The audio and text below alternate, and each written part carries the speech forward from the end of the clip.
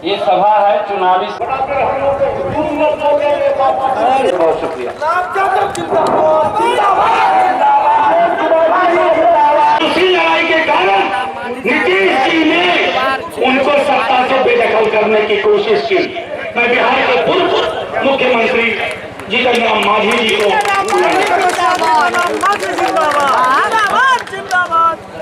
सब सुन लीजिए, ये आपके देश का आखिरी चुनाव है अगर हम जीत के चुनाव नहीं लड़े, क्योंकि इनके एक सांसद ने उत्तर प्रदेश में कहा है कि इसके बाद इस देश में कोई चुनाव नहीं होगा। अरे वोट का राज था तो छोट का राज था, अगर तुम मेरा वोट ही ले लेते तो फिर राज हमारा कैसे होगा। आपको अपने हक की लड़ाई लड़नी होगी। इन्होंने आरक्षण को खत्म कर दिया था, अगर सड़कों पे आप ना उतरते तो खत्म हो गया था। इन्होंने तय कर लिया था कि गरीब गुरबा के हाथ में कलम नहीं, हाथ में स्लेट नहीं, उसके पास चाबी नहीं। अगर ये आप संभल नहीं गए होते तो ये हो चुका होता। ये बहुरूपियों की सरकार है, ये ऐसा चौकीदार है जिसके देखते देखते इसने चौकियां गायब करवा दी। सबके सब चौकी गायब भागे। अगर चौकी बचवे चाहे थी, अगर चाहे थी कि गरीब गुरबा के मान सम्मान रहे, अगर चाहे थी कि संविधान आगे बचल रहे, अगर हाँ चाहे थी कि यहाँ के नेता लालू यादव जी संकट से बाहर आ रहे, तो हाँ सबके 23 तारीख है तय करा पड़ा।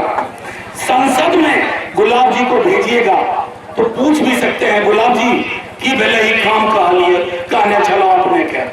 लेकिन अगर किसी बहुरूपीय के आदमी को भेज दीजिएगा तो देश लूट जाएगा, चौकियां बेच खाएगा और हमारे आपके हाथ में अगली बार चुनाव भी नहीं होगा। मंत्री बिहार के कह रहे हैं, सब जगह घूम रहे हैं कि हमको 13 साल काम किया है उसकी मजदूरी दीजिए, ये मांग रहे हैं।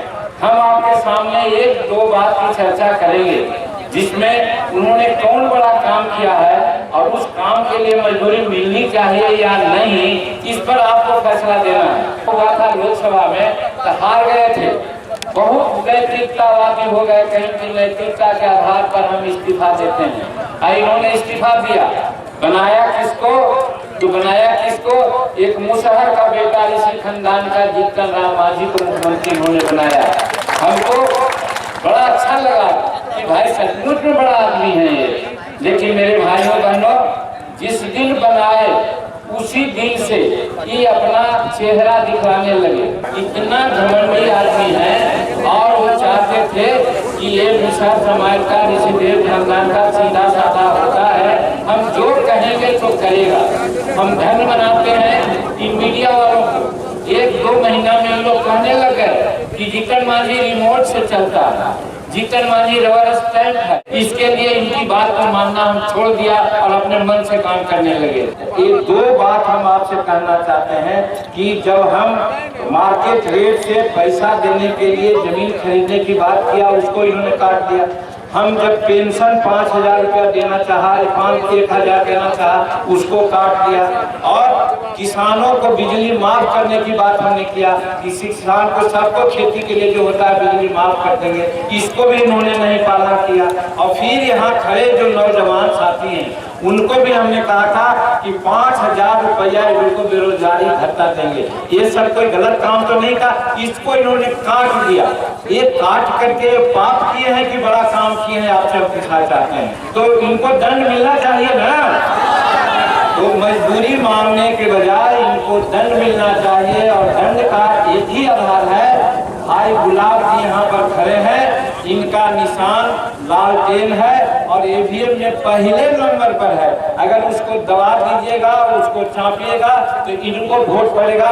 यही से नीतीश कुमार जी का बदला लिया जा सकता है, ये करने के लिए आए हैं। नरेंद्र भाई मोदी जी प्रधानमंत्री हैं, इन्होंने क्या कहा था 14 में? कहा था भाइयों हम अगर जीतेंगे तो हम 2 करोड़ लोगों को साल में नौकरी देंगे। आज केवो पर नौकरी यहाँ पर मिला है, जहाँ हाथ उठा के बताओ। हम नहीं समझते को नहीं मिला। फिर कहते थे भाई